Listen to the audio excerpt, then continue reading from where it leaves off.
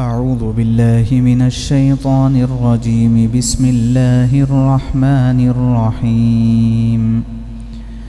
أو كصيب من السماء فيه ظلمات ورعد وبرق يجعلون أصابعهم في آذانهم من الصواعق حذر الموت والله محيط بالكافرين. يكاد البرق يخطف أبصارهم كلما أضاء لهم مشوا فيه وإذا أظلم عليهم قاموا ولو شاء الله لذهب بسمعهم وأبصارهم إن الله على كل شيء قدير. صدق اللہ العظیم. او کصیب من السماء، یا پھر ان منافقوں کی مثال ایسی ہے جیسے آسمان سے برستی ایک بارش ہو، فیہ ظلمات، جس میں اندھیریاں بھی ہوں، ورعد اور گرج بھی، وبرق اور چمک بھی ہو، یجعلون اصابعهم فی آذانهم من الصواعق حذر الموت، وہ کڑکوں کی آواز پر موت کے خوف سے اپنی انگلیاں اپنے کانوں میں دے لیتے ہیں. واللہ محیط بالکافرین، اور اللہ تعالیٰ نے کافروں کو گھیرے میں لے رکھا ہے. یکاد البرق، قریب ہے کہ بجلی ان کی نگاہوں کو اچک لے. یکاد البرق یخطف ابصارهم، قریب ہے کہ بجلی ان کی نگاہوں کو اچک لے. کلما اضاء لهم مشوا فیہ، جب بھی ان پر بجلی چمکتی ہے اس میں وہ چل پڑتے ہیں. جب بھی ان پر بجلی چمکتی ہے اس میں وہ چل پڑتے ہیں. وَإِذَا أَظْلَمَ عَلَيْهِمْ قَامُوا، اور جب ان پر اندھیرا چھا جاتا ہے تو وہ رک جاتے ہیں. وَلَوْ شَاءَ اللَّهُ، اور اگر اللہ چاہیں، لَذَهَبَ بِسَمْعِهِمْ، تو ان کے کان، وَأَبْصَارِهِمْ، اور ان کی آنکھوں کو چھین لے. ان اللہ علی کل شیء قدیر، یقیناً اللہ تعالی ہر چیز پر قادر ہے. جیسے کہ پیچھے سے گفتگو چل رہی ہے کہ ان آیات میں اللہ تبارک و تعالی نے منافقین کا تذکرہ کیا ہے، اور گزشتہ بھی ایک مثال کے ذریعے سے منافقین کی بددیانتی کو واضح کیا گیا، اور اس کے ذریعے یہ سمجھایا گیا کہ منافق ہونا یہ کس طرح اندرونی خرابی اور اندرونی بددیانتی کا سبب ہوا کرتا ہے. یہاں ایک اور مثال اس سلسلے میں دی جا رہی ہے. اس مثال کا حاصل یہ ہے کہ جب آسمان سے بارش برستی ہے تو اس بارش کے نتیجے میں بعض مرتبہ بجلی اور کڑک پیدا ہوتی ہے، چمک بھی ہوتی ہے اور بجلی کی گرج بھی ہوتی ہے، اور سخت بادل ہونے کی وجہ سے اندھیرا بھی ہو جاتا ہے. یہ تینوں حالات اس وقت پیش آتے ہیں جب بارش تیز ہو رہی ہو. اور ہوتا یہ ہے کہ جب بجلی زیادہ کڑکتی ہے، گرجتی ہے، تو لوگوں کے اوپر ایک قسم کی ہیبت طاری ہوتی ہے. یہ جو آسمان سے برسنے والی بارش ہے، یہ بارش کا پانی تو پاک و صاف ہے، یہاں پر وہ پانی کا کوئی قصور نہیں، پانی تو پاک و صاف ہے، لیکن یہ جو صورتحال ہیبت کی زمین کے اوپر بن رہی ہے، وہ بجلی کا گرجنا ہو یا اس کا چمکنا ہو یا اندھیرے کا چھا جانا ہو، یہ جو صورتحال زمین پر پیدا ہو رہی ہے، یہ صورتحال ایک خوف اور ہیبت کی صورتحال پیدا ہو رہی ہے۔ اسلام جب آیا ہے، رسول اللہ صلی اللہ علیہ وسلم نے آسمانی تعلیمات امتیوں تک پہنچائی ہے، اس کے اندر کسی بھی حیثیت سے کوئی نقصان کی بات نہیں ہے، ہر اعتبار سے پاکیزہ تعلیمات ہے، ہر امتی کے حق میں انتہائی مفید تعلیمات ہے۔ اور ظاہر بات ہے کہ اگر کوئی شخص اپنی زندگی میں کامیاب ہونا چاہتا ہے، بلکہ اللہ کی دی ہوئی جو نعمتیں اس کے پاس ہے، اگر ان نعمتوں سے حقیقی معنی میں وہ فائدہ اٹھانا چاہتا ہے، مثلا یہ ہے کہ مال اللہ کی نعمت ہے، یہ مال تو ہے لیکن ایمانی صفت نہیں ہے، مطلب یہ کہ مال کے ساتھ بجائے سخاوت کے بخل آ گیا، تو جو بخیل ہوتا ہے وہ شخص اپنے مال سے خود بھی فائدہ نہیں اٹھا سکتا، اور جو سخی ہوتا ہے وہ اپنے مال سے خود بھی فائدہ اٹھاتا ہے اور اس کے مال سے دوسروں کو بھی فائدہ ہوتا ہے۔ تو دیکھیے، مال اللہ کی نعمت تو ہے، لیکن اس نعمت کے ساتھ اگر ایمانی صفت پیدا نہیں ہوگی تو یہ نعمت بھی نعمت نہیں رہے گی، بلکہ اس شخص کے حق میں یہ نعمت بھی زحمت بنی رہے گی، کیونکہ سب کچھ اپنے پاس رکھتے ہوئے وہ خود بھی اس سے فائدہ نہیں اٹھا سکتا ہے۔ وجہ یہ ہے کہ اس کے ساتھ اللہ نے سخاوت کی صفت کو طے کیا ہے، اور بندہ وہ سخاوت کے بجائے بخل کی صفت پر آ گیا ہے۔ تو جو دنیاوی نعمتیں ہیں، ان دنیاوی نعمتوں سے خود کو فائدہ اٹھانے کے لیے بھی ضرورت اس بات کی پیش آتی ہے کہ اس بندے کے اندر ایمانی صفات ہوں۔ بیوی ایک اللہ کی بہت بڑی نعمت ہے، لیکن حسن معاشرت اور گھریلو زندگی کی جو اچھائیاں ہیں وہ اگر طبیعت میں ہوتی ہے، جس کی اسلام ہدایت دیتا ہے، تو اس کے نتیجے میں یہ نعمت بنی رہتی ہے۔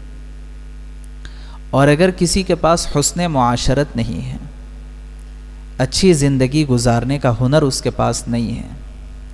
ایمانی اور دینی صفات اور ہدایات سے وہ دور بھاگتا ہے، تو اس کے نتیجے میں یہی بیوی جو رحمت بن کر کے گھر میں آئی ہے، یہ اس کے لیے زحمت بن جائے گی۔ تو بات یہ ہے کہ جو ایمانی صفات ہوتی ہیں، یہ ایمانی صفات بندے کو حقیقت میں اس کی اپنی نعمتوں کو کارآمد بنانے میں سب سے پہلے کام میں آتی ہیں، اور یہ ایمانی صفات سے جو شخص محروم ہوتا ہے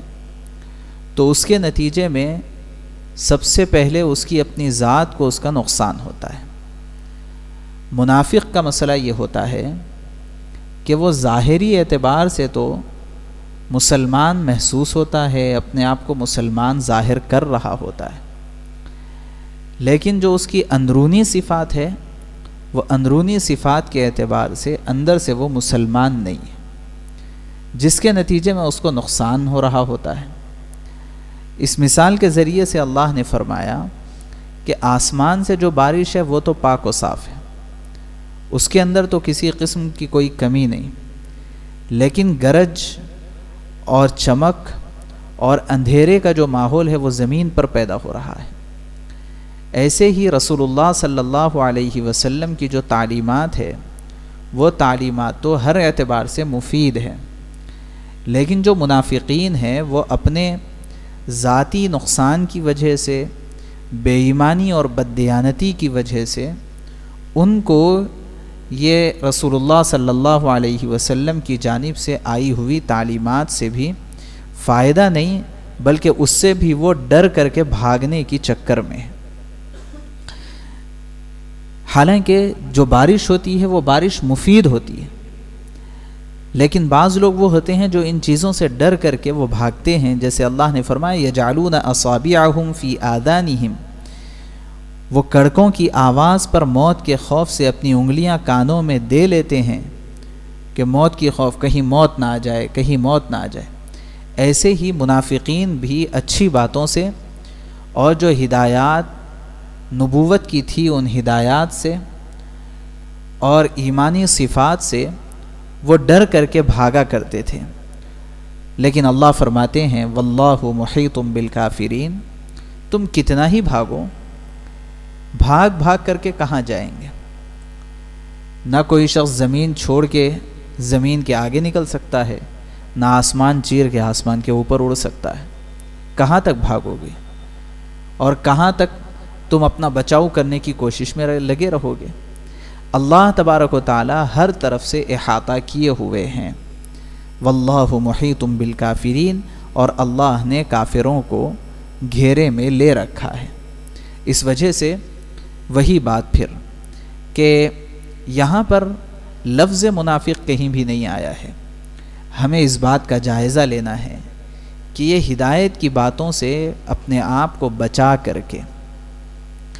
گمراہی کے کاموں کے اندر پڑھ کر کے کہیں ایسا تو نہیں ہو رہا ہے کہ ہم بھی اچھی چیزوں سے بھاگ رہے ہوں اور برائی کے گڑھے اور برائی کے کنویں کے اندر گر رہے ہوں، کہیں ہمارا بھی تو ایسا معاملہ نہیں ہے۔ یہ ہمیں اپنے آپ کا جائزہ لینے کی ضرورت ہے۔ اس آیت کے تناظر میں ایک بات جو عام طور پر ہمارے معاشرے میں پائی جاتی ہے وہ تھوڑا سا سمجھنے کی ہے۔ وہ یہ ہے کہ ہمارے بہت سارے مسلمان بھائی، ایمان والے بھائی اور دینی فکر اور میلان رکھنے والے بہت سارے دوست احباب، انہیں بعض مرتبہ یہ پریشانی ہوتی ہے کہ اگر اس فیلڈ سے متعلق ہم کوئی دینی ہدایت اور مسئلہ معلوم کریں گے تو ہم یہ کام نہیں کر پائیں گے۔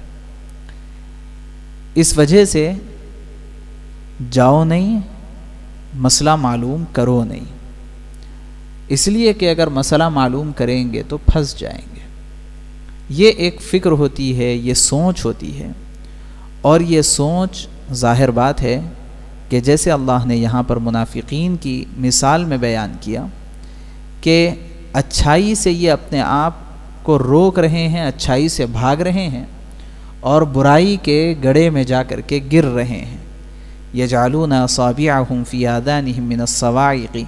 حذر الموت۔ بارش تو ایک رحمت تھی، کوئی بری چیز نہیں، لیکن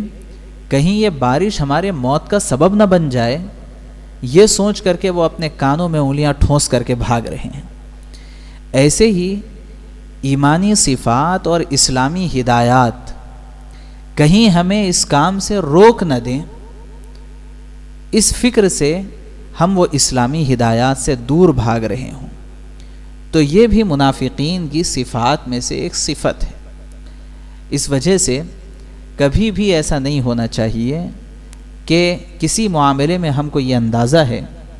کہ اس معاملے میں جو شریعت کی تعلیمات ہے وہ ہمارے عمل سے ٹکراتی ہے، ہمارا جو طریقہ ہے شریعت وہ طریقہ نہیں بتلاتی، اور جو طریقہ شریعت بتلاتی ہے وہ ہمارا طریقہ کار نہیں ہے۔ اگر ایسی بات ہے تو شرعی معلومات حاصل کرنے اور ہدایات کو حاصل کرنے کے بجائے اس سے بھاگنا اور اس سے اپنے آپ کو بچانا، یہ اچھی صفت نہیں ہے، اور یہ خراب صفت تو ہے ہی ہے، لیکن جو سب سے پہلا نقصان اس کا ہماری نظروں کے سامنے آتا ہے وہ اسی دنیا کے اندر پریشانی اور مصیبت کی شکل میں سامنے آتا ہے۔ اس کی ایک بہت عام موٹی سی مثال، یوں تو بہت ساری مثالیں ہیں، قدم قدم پہ اس کی مثالیں ملے گی، لیکن ایک بہت موٹی سی عام طور پر پیش آنے والی مثال یہ ہے کہ ہمارے بہت سارے گھرانوں میں شادی کے موقع پر جو رسوم و رواج عام ہیں اور اس میں بعض مرتبہ مرد حضرات کے نہ چاہتے ہوئے بھی خواتین کی جانب سے جو پریشر ہوتا ہے، اس کے نتیجے میں صورتحال یہ بنتی ہے کہ کوئی بھی اس بات کو پسند نہیں کرتا اور نہیں چاہتا کہ نکاح کے معاملے میں اسلامی ہدایات کیا ہے وہ کہیں آ کر کے بیٹھ کر کے معلوم کریں۔ وجہ یہ ہے کہ ارے نہیں بھائی، وہ معلوم کرے تو عمل کرنا پڑتا، پھر اس لیے معلوم ہی مت کرو۔ دو چیزیں الگ الگ ہیں۔ پیچھے آیت آئی ہے ختم اللہ علی قلوبہم وعلی سمعہم وعلی ابصارہم غشاوہ، اس کے ذیل میں اس کی تفسیر میں یہ بات آئی کہ دو امور الگ الگ ہیں۔ ایک ہے علم کا حاصل نہ کرنا، یہ ایک گناہ ہے، اور علم پر عمل نہ کرنا یہ دوسرا گناہ ہے۔ اگر کوئی شخص عمل کرنے کے خوف سے علم ہی حاصل نہ کرے تو وہ دوہرا گناہگار ہوگا، اور اگر کوئی شخص معلومات تو حاصل کر لے لیکن کسی مجبوری کی وجہ سے عمل نہ کیا ہو تو وہ دو گناہ اس کو نہیں ہوں گے، ایک ہی گناہ ہوگا۔ اور اگر مجبوری اس کی معقول ہے اور شریعت کے نظر میں وہ قابل قبول ہے تو ایک گناہ بھی اس کو نہیں ہوگا۔ تو قانون سے بچنے کی چکر میں قانون معلوم ہی نہ کرنا، کہ اگر قانون معلوم کریں گے تو اس پر عمل کرنا پڑے گا، تو یہ تو دوہرا جرم ہے۔ قانون کی نظر میں بھی یہ دوہرا جرم ہے، اس وجہ سے کہ قانون داں کہے گا کہ جب آپ کو یہ کام کرنا تھا تو اس کام سے متعلق قانون پہلے معلوم کرنا چاہیے تھا۔ آپ کو بزنس کرنا ہے، بزنس کے قوانین معلوم کیجئے اور اس کے بعد پھر بزنس کریے۔ آپ کو روڈ پر نکلنا ہے تو ٹریفک کے قوانین آپ معلوم کیجئے، پھر آپ روڈ پر نکلیے۔ ایسا نہیں کہ اگر کوئی شخص سگنل توڑ کر کے جا رہا ہے اور پولیس نے اس کو روک لیا تو وہ شخص کہے کہ مجھے تو یہ پتہ ہی نہیں تھا کہ ریڈ لائٹ پر رکنا ہے، تو پولیس والا کہے گا کہ یہ تو دوہرا جرم ہے۔ اگر تمہیں پتہ نہیں تھا تو روڈ پر آئے کیوں؟ اور اگر روڈ پر آئے ہیں تو پھر قانون کو تم نے فالو کیوں نہیں کیا؟ ایسے ہی ایک جرم ہے علم کا حاصل نہ کرنا، اور دوسرا جرم ہے اس پر عمل نہ کرنا۔ اگر کسی شخص نے یہ سوچا کہ اگر معلوم کر لیا جائے تو ایسی صورت میں عمل کرنا پڑے گا، اس وجہ سے معلوم ہی نہ کریں تاکہ عمل کرنے کی نوبت نہ آئے، تو یہ دوہرا جرم ہے۔ اس وجہ سے ہمیں یہ چاہیے کہ کسی بھی معاملے میں، خواہ وہ تجارت ہو، خواہ گھریلو مسئلہ ہو، معاشرت سے متعلق بات ہو، ہمارے فیملی میٹر سے متعلق بات ہو، یا پھر یہ ہے کہ ہمارے اپنی پرسنل جو ہماری لائف ہے اس سے متعلق بات ہو، کسی بھی لحاظ سے اگر ہم اس کے شرعی ہدایات اور اسلامی ہدایات کو معلوم کریں گے اور اس کے مطابق اس کی پالیسی ہم بنائیں گے، اس کے مطابق اس پر عمل کریں گے، اس کے نتیجے میں ہم سیف سائٹ رہیں گے۔ اور اگر اس کے بغیر ہم کام کرنا شروع کریں گے تو اتنا تو طے ہے کہ آخرت میں جو گناہ ہونا ہے، جو عذاب ہونا ہے وہ تو ہوگا ہی، لیکن بہت سی مرتبہ خود دنیا کے اندر بھی بہت ساری مصیبتوں اور بہت سارے مسائل کا سامنا کرنا پڑتا ہے۔ آخری بات یہ ہے کہ اکثر و بیشتر جب کبھی کوئی آ کر کے، ہماری عام طور پہ عادت ہوتی ہے کہ وکیل کے پاس اس وقت جاتے ہیں جب کہ معاملہ پورا ٹیڑھا ہو چکا ہوتا ہے، اور مفتی کے پاس اس وقت آتے ہیں جب کہ معاملہ پورا بکھر چکا ہوتا ہے، اور اس کے بعد اور بہت سارے لوگ ڈاکٹر کے پاس اس وقت جاتے ہیں جب کہ وہ شخص لا علاج ہو چکا ہوتا ہے۔ ایسی بہت ساری کمیاں، کوتاہیاں ہماری ہیں۔ بہت سی مرتبہ ایسا ہوتا ہے کہ جب معاملہ پورا بگڑ جاتا ہے اس کے بعد آ کر کے مسئلہ سنایا جاتا ہے، تو ہوتا یہ ہے کہ انہیں یہ بتانا پڑتا کہ آج سے 15 سال پہلے آپ نے جب یہ کام شروع کیا تھا وہاں پر آپ نے یہ ایک شرعی ہدایت کو آپ نے بریک کیا تھا، یہ ریسٹرکشنز ہے، اس کو فالو کرنا ضروری ہے، وہاں پر آپ نے بریک کیا، اس کا اثر آج آپ کو دیکھنے کو مل رہا ہے، ایسا بتانا پڑتا ہے۔ اور بہرحال اگر اسی وقت اس کو فالو کیا جاتا تو پھر یہ حالات نہیں آتے۔ اکثر و بیشتر ایسا ہوتا ہے کہ کچھ نہ کچھ شرعی ہدایت کے پر عمل نہ کرنے کے نتیجے میں بعد میں مسائل اور مصیبتوں کا سامنا ہوتا ہے۔ اس وجہ سے اس بات کا اہتمام اور لحاظ ہونا چاہیے کہ جو کام بھی ہم کر رہے ہوں اس سلسلے میں ایک جس طرح سے لیگل اوپینین لیا جاتا ہے، لیگل اوپینین لیا جاتا ہے اور لینا بھی چاہیے، ایسے ہی ایک شرعیہ اوپینین بھی اپنے کسی بھی معاملے کے اندر اگر ہم لے لیں گے تو اس کے نتیجے میں ہم صرف شرعی لحاظ سے نہیں، شرعیہ پوائنٹ آف ویو سے بھی اور اسی طرح اپنے نارمل زندگی کے پوائنٹ آف ویو سے بھی اور قانونی پوائنٹ آف ویو سے بھی ہر لحاظ سے ہم سیف سائٹ رہیں گے، اور اللہ کی ذات سے امید یہ ہے کہ نقصان ہمارا یا تو نہیں ہوگا یا ہمارے کچھ کوتاہیوں کے نتیجے میں کم سے کم ہوگا۔ اللہ سے دعا ہے اللہ تبارک و تعالی ہم سب کو نفاق کی صفات سے محفوظ فرمائیں اور اللہ ہماری حفاظت فرمائیں۔ سبحان اللہ و بحمدہ، سبحانک اللہم و بحمدک، نشہد ان لا الہ الا انت، نستغفرک۔